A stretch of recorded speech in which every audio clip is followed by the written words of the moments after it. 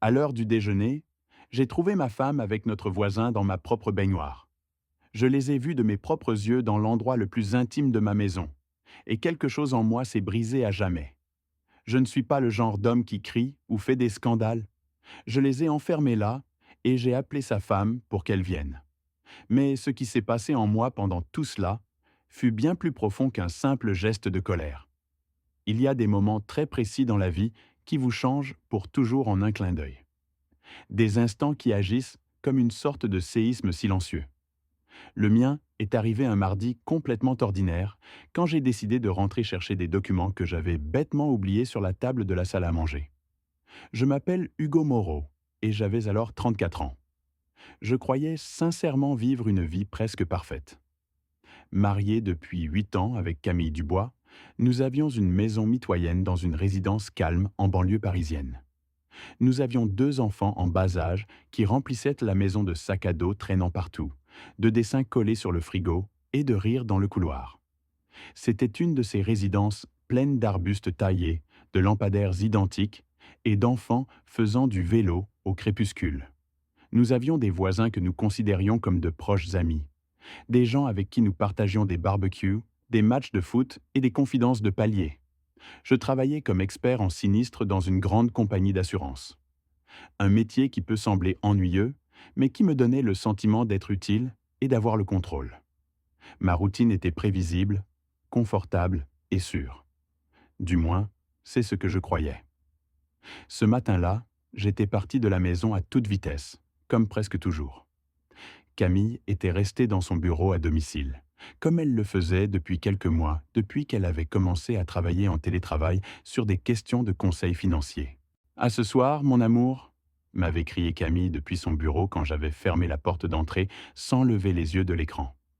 Je me souviens de son ton distrait, presque automatique. Je n'y avais pas prêté attention. Moi-même, j'avais répondu quelque chose de rapide, mettant les clés dans ma poche et pensant au trafic, au rapport que je devais rendre et au café qui refroidissait dans mon thermos. Jamais, en 1 million d'années, je n'aurais imaginé que ce seraient les derniers mots normaux que nous échangerions. Ma vie jusqu'à ce moment était comme une machine bien huilée, précise, organisée, sans soubresaut. Chaque matin à 6h30, je préparais le café pendant que Camille se douchait. Nous prenions le petit déjeuner ensemble devant les infos, commentant les titres sans véritable profondeur. Les week-ends étaient-ils presque un rituel. Courses au supermarché, visites chez ses parents ou les miens, quelques dîners entre amis et les matchs de foot du dimanche avec Thomas, notre voisin d'en face, qui était devenu presque un membre de la famille. Nous vivions dans une maison de 2 étages, dans une impasse très bien entretenue, de celle où les enfants jouent en sécurité et où les voisins se saluent par leur prénom. J'avais choisi chaque meuble, chaque couleur de peinture avec un soin presque obsessionnel. Cette maison était mon sanctuaire, l'endroit où je me sentais le plus en sécurité au monde. Les voisins étaient devenus une extension de notre famille, surtout Thomas Renaud, qui vivait juste en face avec sa femme Sophie et leurs 2 enfants. Nous étions devenus très bons amis depuis leur emménagement, 3 ans auparavant. Je me souviens la première fois que je les avais vus décharger des cartons, lui en sueur portant des meubles lourds et elle organisant tout avec patience. Ce jour-là, en bon voisin, j'avais traversé la rue avec une carafe de limonade. Je n'aurais jamais pensé que ce geste simple ouvrirait la porte à la pire douleur de ma vie. Depuis lors, nous regardions les matchs le dimanche, organisions des barbecues dans le jardin et nous prêtions des outils. Quand ils partaient en voyage, je nourrissais leurs chiens. Quand nous le faisions, Sophie récupérait notre courrier. Je faisais entièrement confiance à Thomas. Plus qu'un voisin, je le considérais comme un ami. Je faisais entièrement confiance à Camille. C'était ma femme, ma compagne de vie. Je faisais entièrement confiance à ma vie. Cette confiance aveugle s'est révélée être ma plus grande erreur et, paradoxalement, l'origine de mon plus grand cadeau. Le réveil que je ne savais pas que je nécessitais. Ce matin-là, pourtant, il y avait quelque chose dans l'atmosphère qui ne collait pas. Camille semblait plus distraite que d'habitude au petit déjeuner. Elle remuait son café sans le boire et vérifiait constamment son téléphone comme si elle attendait un message. Quand je lui ai demandé si tout allait bien, elle a souri de façon tendue et a dit qu'elle avait une matinée compliquée d'appels. J'ai minimisé l'affaire. J'ai conduit vers le bureau avec un nœud étrange à l'estomac. Cette sensation diffuse que quelque chose ne colle pas, mais que tu ne peux pas nommer. J'ai appelé Camille pour voir si nous déjeunions ensemble, et la ligne était occupée. Je l'ai essayé à nouveau, et pareil. Je me suis dit qu'elle devait être en visioconférence. Alors, en révisant des dossiers pour une réunion importante de l'après-midi, je me suis rendu compte que j'avais laissé à la maison des documents essentiels. La chemise bleue qui m'accompagnait toujours. Je n'avais pas le choix. Je devais retourner les chercher. Le trajet depuis le bureau jusqu'à ma maison ne prenait pas 15 minutes. Je pensais que ce serait une question d'entrée, prendre les papiers, peut-être grignoter quelque chose rapidement avec Camille et revenir. En arrivant à la maison, la première chose que j'ai vue, c'est la voiture de Thomas garée dans mon entrée. Thomas garait toujours devant chez lui, juste en face. C'était presque une règle non écrite entre nous. Voir sa voiture là était comme voir une chaise déplacée dans une pièce parfaitement ordonnée. Un détail minime, mais suffisamment étrange pour me faire froncer les sourcils. Bizarre, ai-je pensé. Peut-être aidait-il Camille avec quelque chose de lourd.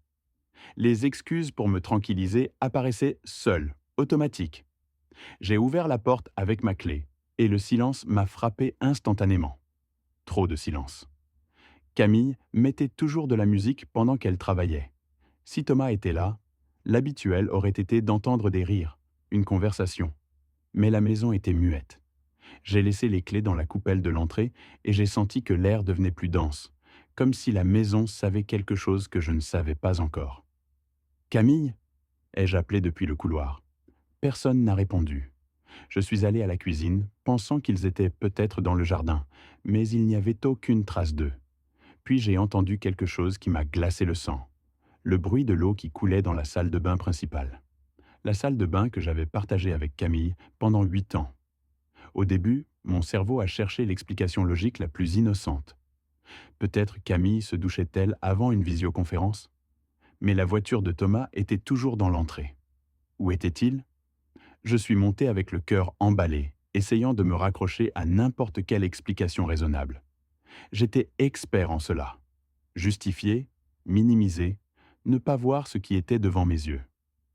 J'ai marché dans le couloir jusqu'à notre chambre. La porte était entr'ouverte et le bruit de l'eau était plus fort. Puis je l'ai entendu. Un murmure étouffé, un rire bas, une phrase que je n'ai pas réussi à comprendre, mais dont le ton était indubitable. Intimité. Ma main a tremblé en m'approchant. Une partie de mon cerveau me suppliait de m'arrêter, de faire demi-tour. N'ouvre pas cette porte, me chuchotait une voix très profonde en moi. Mais il y avait une autre partie, plus silencieuse mais ferme, qui avait besoin de connaître la vérité, même si ça faisait mal. J'ai mis la main sur la poignée, respiré profondément et poussé doucement. Ce que j'ai vu de l'autre côté n'était pas seulement une trahison, c'était la mort de l'homme que j'avais été jusqu'à cet instant. Ils étaient là, Camille et Thomas dans ma baignoire, dans mon sanctuaire, leurs corps enlacés, complètement étrangers à tout ce qui n'était pas leur propre plaisir. Ils la tenaient par la taille avec une familiarité qui ne s'apprend pas en une seule occasion. Ils s'embrassaient avec une passion que je n'avais pas vue chez Camille depuis des années. J'ai compris d'un coup qu'ils avaient transporté dans ma salle de bain une vie secrète dont j'étais exclu. Puis Thomas a ouvert les yeux. Son visage est passé du désir à la pure horreur. Camille a suivi la direction de son regard et toute la couleur a quitté son visage. « Hugo » a-t-elle murmuré. À ce moment-là, quelque chose s'est brisé en moi, mais pas ce à quoi je m'attendais. Ce qui s'est brisé, c'étaient les chaînes invisibles de l'homme soumis que j'avais été. Je n'ai pas crié, je n'ai pas pleuré. Une calme étrange s'est emparée de moi. « Restez exactement où vous êtes », ai-je dit d'une voix froide, contrôlée, ferme. Thomas a essayé de se lever. « Hugo, attends, je peux expliquer. » « Pas un mouvement, ai-je répété. J'ai fermé la porte et tourné la clé à l'extérieur. Le clic de la serrure a résonné comme un coup de feu. « Hugo, qu'est-ce que tu fais? Restez là-dedans et pensez à ce que vous avez fait. Moi, pendant ce temps, je vais passer quelques coups de fil. » Je suis allé jusqu'à ma table de nuit et j'ai cherché le numéro de Sophie, la femme de Thomas. J'ai appuyé sur appeler. Sophie a répondu à la deuxième sonnerie. Allô Hugo, comment vas-tu? Bonjour Sophie. J'ai besoin que tu viennes chez moi tout de suite. Il y a quelque chose que tu dois voir, c'est important. Tout va bien? Non, mais tu comprendras quand tu arriveras. Entre directement, la porte sera ouverte. En attendant Sophie, je me suis assis au bord du lit. J'ai laissé la réalité me frapper peu à peu. Les signes avaient été là tout le temps. Camille travaillant de plus en plus à la maison, ses visites à la salle de sport de plus en plus longues, la façon dont elle cachait son portable, les rires privés avec Thomas, les messages de travail. De la salle de bain arrivaient des murmures désespérés. Hugo, s'il te plaît, laisse-nous sortir et on parle comme des adultes. Adultes. Le mot m'a fait lâcher un rire amer. Mon téléphone a vibré. Un message de Sophie. J'arrive dans 15 minutes. Il se passe quelque chose de grave? Oui, mais je ne peux pas l'expliquer par message. Entre directement.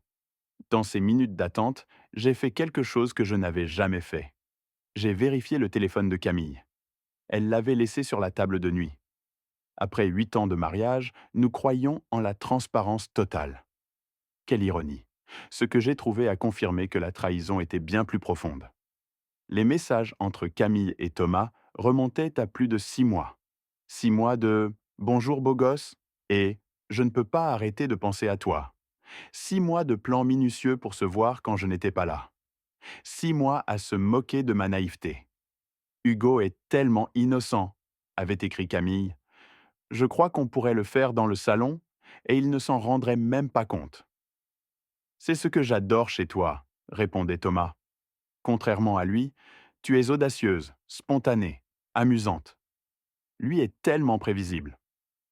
Mais le message qui m'a vraiment détruit était d'il y a 2 jours. Tu crois qu'on devrait leur dire? Parfois je me sens coupable pour Sophie. Non, pas encore. Je dois m'assurer qu'Hugo ne garde pas la moitié de tout quand je divorcerai d'elle.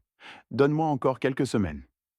Non seulement il me trompait, il planifiait de ruiner ma vie économiquement. La sonnette a retenti. Sophie était arrivée. Je suis descendu, serrant le portable de Camille. J'ai ouvert la porte. Ses yeux montraient une inquiétude sincère. Hugo, qu'est-ce qui se passe? J'ai hésité un moment. Dès que je dirais les mots, il n'y aurait plus de retour en arrière. Mais elle méritait la vérité. Sophie, Thomas est ici dans ma maison avec ma femme. Je les ai surpris ensemble dans la baignoire. Son expression est passée de l'inquiétude à la confusion, puis à l'incrédulité et finalement à une compréhension douloureuse. Comment ça, ensemble? Ensemble, sans vêtements, dans ma salle de bain. Je les ai enfermés. Ils sont en haut. Sophie a porté une main à son front. Nous avons monté les escaliers lentement. Elle s'est appuyée contre l'encadrement de la porte. Depuis quand? A-t-elle murmuré. Je lui ai mis le téléphone de Camille dans la main sans rien dire. Elle a commencé à lire la conversation. Cela durait au moins 6 mois. Pendant que Sophie lisait, j'ai vu son monde s'effondrer en temps réel. Mon Dieu, et les enfants? Hugo, comment je vais l'expliquer aux enfants? Nous sommes descendus au salon. Nous nous sommes assis sur mon canapé, entourés de photos qui semblaient maintenant se moquer de nous. Nous avons placé le portable entre nous et avons commencé à remonter dans la conversation, reconstruisant la carte de leur trahison. Les messages détaillaient des rencontres dans des motels bon marché, des rendez-vous dans ma propre maison les jours où j'avais des réunions. Regarde ça, a dit Sophie. Samedi dernier, j'ai emmené les enfants au zoo parce que Thomas a dit qu'il avait une garde supplémentaire à l'hôpital. Mon cœur s'est enfoncé. Ce même samedi, Camille m'avait dit qu'elle allait à un brunch avec des amis. Parmi les messages récents, nous avons trouvé quelque chose d'effrayant. J'ai trouvé la maison parfaite, écrivait Thomas. 3 chambres pour que les enfants puissent venir. C'est dans une zone avec une école très demandée, au cas où on déciderait de se battre pour la garde. Parfait, répondait Camille.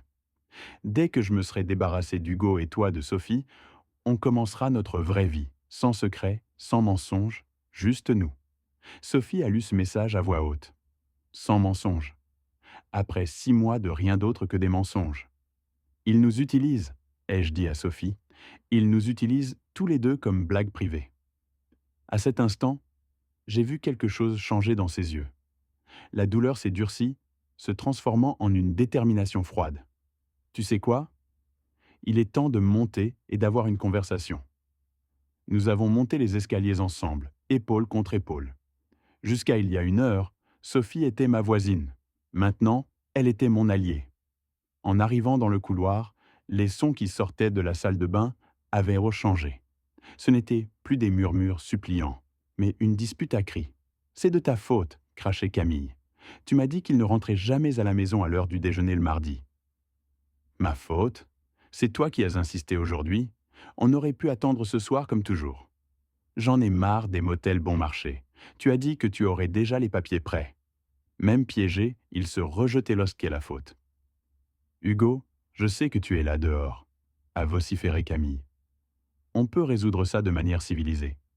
Sophie s'est avancée vers la porte. Thomas, c'est Sophie. Je crois que toi et mon mari avez beaucoup à expliquer. Le silence qui a suivi était presque physique. Sophie, chérie, laisse-moi expliquer. J'attends, a-t-elle répliqué avec un calme qui coupait. Sophie a lâché un rire sec. Thomas, tu es nu dans la baignoire de notre voisin avec sa femme. Explique-moi quelle partie n'est pas ce que ça semble. Alors Camille a parlé. Hugo, Sophie, vous devez comprendre que c'est plus compliqué. Thomas et moi sommes tombés amoureux. Ce n'était pas prévu, c'est juste arrivé. J'ai frappé la porte du poing. Le bon moment? Tu veux dire après avoir signé le contrat de cette maison que vous aviez déjà repéré? Après t'être assuré que je ne garde pas un centime dans le divorce? Le silence de l'autre côté était la confirmation. Comment vous savez ça? A chuchoté Camille. Message. Très détaillé, très éclairant. Ce qui est venu après a été un chœur d'excuses désespérées. Mais Sophie et moi avions déjà franchi un autre seuil. Hugo, a dit Sophie, ton portable a une application de notes vocales. J'ai hoché la tête. Parfait. Je pense que tu devrais enregistrer quelques-unes de ces confessions pour les avocates. J'ai ouvert l'application et approché le téléphone de la porte. Camille, Thomas, pourriez-vous répéter cette partie où vous êtes amoureux et où vous planifiez depuis des mois de quitter vos familles? Nos avocates vont adorer l'entendre. La panique dans leur voix a été le son le plus doux que j'ai entendu cette année-là. Quand j'en ai eu assez, j'ai sauvegardé l'enregistrement dans le cloud. Sophie a fait la même chose. Nous avions changé de rôle. Nous n'étions plus des victimes désarmées. Nous sommes redescendus au salon. Et maintenant, qu'est-ce qu'on fait? M'a demandé Sophie. Pour la première fois depuis que j'avais tourné la poignée, j'ai souri. Maintenant, on leur donne exactement ce qu'ils méritent. A commencé alors une sorte d'opération sauvetage de nos propres vies. J'ai appelé mon avocate. Elle a écouté en silence et à la fin a dit « Hugo, c'est de l'or procédural. Ne t'inquiète pas, on va bien faire les choses. » Sophie a appelé son avocat. Lui aussi s'est montré confiant. Puis sont venus les appels les plus difficiles. La mère de Camille a répondu avec sa voix affectueuse habituelle. J'ai avalé ma salive. J'ai besoin de te raconter quelque chose sur ta fille. Sophie a appelé le chef de Thomas. Elle lui a expliqué que son technicien vedette passait des mois à inventer des rendez-vous médicaux pour voir une femme mariée. C'est un manque grave d'éthique. Il y aura des conséquences.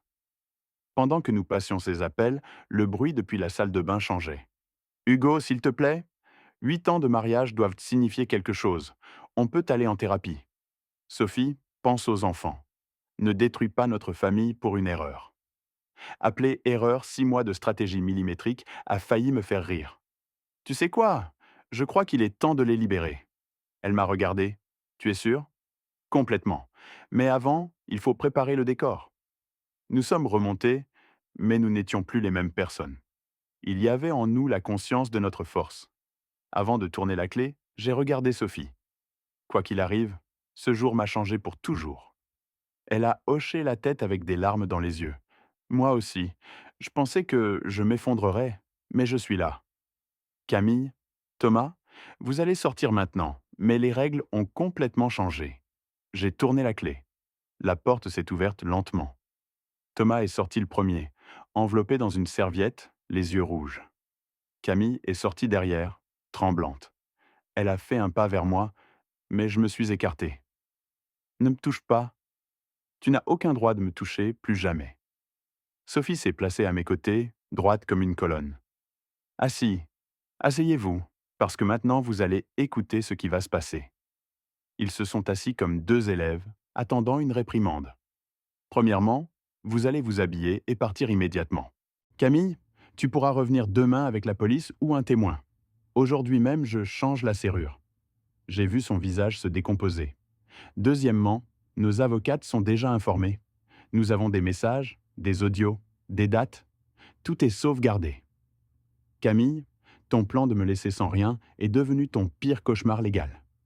Hugo, je suis sûr qu'on peut arriver à un accord civilisé, a-t-elle balbutié. Civilisé, c'est passer 6 mois à te moquer de moi pendant que tu planifies comment ruiner mon avenir. Non, maintenant, on va faire les choses correctement. Pas à ta manière. Sophie a pris la parole. Thomas, ta mère sait déjà, ton chef sait. Et nos enfants sauront que leur mère a tout fait pour maintenir cette famille unie pendant que leur père décidait de tout brûler. Alors, je me suis approché de Camille. Tu sais ce qui me fait le plus mal? Elle a avalé sa salive. Ce n'est pas l'infidélité. Ce n'est même pas que tu aies utilisé notre salle de bain comme décor de ton aventure. J'ai fait une pause. Ce qui me fait le plus mal, c'est que tu m'es complètement sous-estimé. Pendant 8 ans, tu m'as traité comme si j'étais faible, bête, comme si je n'allais jamais m'en rendre compte. Tout ton plan dépendait de moi, restant le mari distrait que tu t'étais inventé. Mais je ne le suis pas. Je ne l'ai jamais été. J'étais juste endormi. J'ai tourné la tête vers Thomas. Et toi? Tu t'asseyais sur mon canapé, tu mangeais ma nourriture, tu jouais avec mes enfants, tu m'appelais ami. Et maintenant, regarde-toi. Maintenant, vous allez vous habiller, sortir de ma maison et ne jamais revenir. Ce qui se passe à partir d'ici se discutera avec des avocats. Votre histoire a commencé avec des mensonges et se termine avec des conséquences. La nôtre, Sophie et moi, commence aujourd'hui, même si c'est entre des ruines. Sophie s'est tournée vers Thomas. Tu as 1 heure pour faire une valise et sortir aussi de notre maison. Le reste, j'en parlerai avec mon avocat. Quand ils ont franchi la porte d'entrée, petits et défaits, la maison est restée plongée dans un silence différent. Un silence plein d'espace, de possibilités. Sophie et moi sommes restés debout dans le salon, entourés de photos, restes d'une vie familiale qui n'existait plus. Comment te sens-tu? M'a-t-elle demandé. Je me suis pris quelques secondes avant de répondre. J'ai l'impression d'être né à nouveau. Comme si j'avais été somnambule pendant des années, et que je venais enfin de me réveiller. Sophie a souri, fatiguée mais sincère. Moi pareil. Je devrais être en train de crier, de pleurer. Et pourtant, je me sens plus forte que depuis longtemps. Elle avait raison. La trahison s'est transformée en catalyseur dont nous avions besoin pour découvrir qui nous étions vraiment. Nous n'étions pas les personnages secondaires de leur vie. Nous étions des personnes capables de prendre des décisions, de poser des limites, de nous reconstruire. Cette nuit-là, après que Sophie soit retournée chez elle, je suis resté seul, mais je ne me suis pas senti seul. J'ai parcouru chaque pièce, éteignant les lumières, décrochant quelques photos. C'était comme si je réclamais mon territoire. Les mois suivants ont été de reconstruction totale. Le divorce s'est révélé plus rapide et moins compliqué grâce à la montagne de preuves que Camille avait laissée. Elle n'a pas pu imposer de conditions. Elle n'a pas pu cacher des biens. Je suis resté avec la maison, avec une stabilité économique acceptable et, le plus important, avec ma dignité intacte. Mais la victoire la plus importante a été personnelle. Chaque jour sans Camille était un jour où je redécouvrais qui j'étais, sans ses critiques constantes, sans ses commentaires déguisés en blagues. Je me suis rendu compte que j'avais passé des années à me rapetisser pour entrer dans la version d'homme qu'elle avait dans sa tête. J'ai arrêté de le faire. Je me suis inscrit à des cours de peinture abstraite, quelque chose que j'avais toujours voulu essayer. La première fois que j'ai posé un pinceau sur une toile, j'ai ressenti une liberté que je ne connaissais pas. J'ai fait un voyage seul sur la côte d'Azur, sans agenda strict. Je me suis assis face à la mer pour regarder le coucher du soleil, et pour la première fois depuis longtemps, le bruit dans ma tête s'est calmé. J'ai rencontré de nouvelles personnes qui ne savaient rien de mon passé. Des gens qui me voyaient seulement comme Hugo. Sophie et moi avons maintenu une amitié étrange, mais belle, tissée avec des fils de douleur et d'honnêteté brutale. Nous nous sommes soutenus mutuellement. Elle aussi a fleuri après son divorce. Elle a commencé une thérapie, s'est impliquée davantage dans l'école de ses enfants. Parfois, nous nous asseyons sur le porche avec une tasse de café, conscient du chemin parcouru depuis ce mardi. Un an après, cette date que j'ai commencé à appeler le réveil, je suis tombé sur Camille au supermarché. Elle semblait plus fatiguée. J'ai su que sa relation avec Thomas n'avait pas survécu à la culpabilité et aux conséquences économiques de leur décision.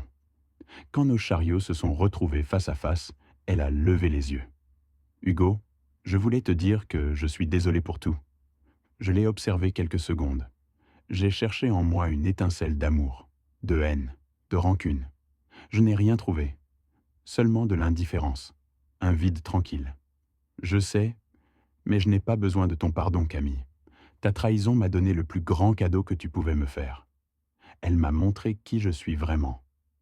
Aujourd'hui, 2 ans se sont écoulés depuis ce mardi qui a changé le cours de ma vie. Ma maison est complètement rénovée. J'ai peint les murs, changé les meubles, accroché mes propres tableaux. Mais les changements les plus importants ne se voient pas. Ils sont dans l'atmosphère. Ce n'est plus la scène d'un crime émotionnel, mais un lieu où j'ai appris à me respecter. La trahison ne m'a pas défini. Ce qui m'a défini, c'est ma réponse à cette trahison. J'ai appris que parfois les moments les plus dévastateurs sont en réalité les plus libérateurs. Parfois, tout doit s'effondrer pour que tu puisses voir qui tu es, sans les masques, sans les rôles que d'autres t'ont assignés. Mon mariage s'est terminé. Ils ont abusé de ma confiance. Mais en dégageant les décombres, j'ai trouvé quelque chose que je n'avais jamais eu auparavant. Une version de moi-même, complète, consciente et courageuse. À toute personne qui se sent perdue dans sa propre vie, qui se sent invisible ou peu valorisée, qui croit ne pas avoir la force de changer sa situation, je veux dire quelque chose du fond du cœur. Ta force est là, même si pour le moment tu ne la vois pas. Parfois, elle se réveille avec un mardi terrible, avec une nouvelle dévastatrice. Je ne vais pas te mentir, ça fait mal. Ça fait plus mal que ce que tu crois pouvoir supporter. Mais de l'autre côté de cette douleur, il y a quelque chose de plus. La possibilité de recommencer à zéro, d'écrire ta propre histoire s'enchaîne. Mon histoire ne parle pas de vengeance, bien qu'il y ait eu des moments de justice. Elle parle de renaître.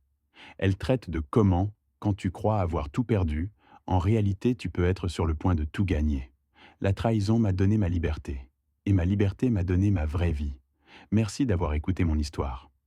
Si elle t'a touché, laisse un like, écris en commentaire ce qui t'a le plus parlé et abonne-toi à la chaîne.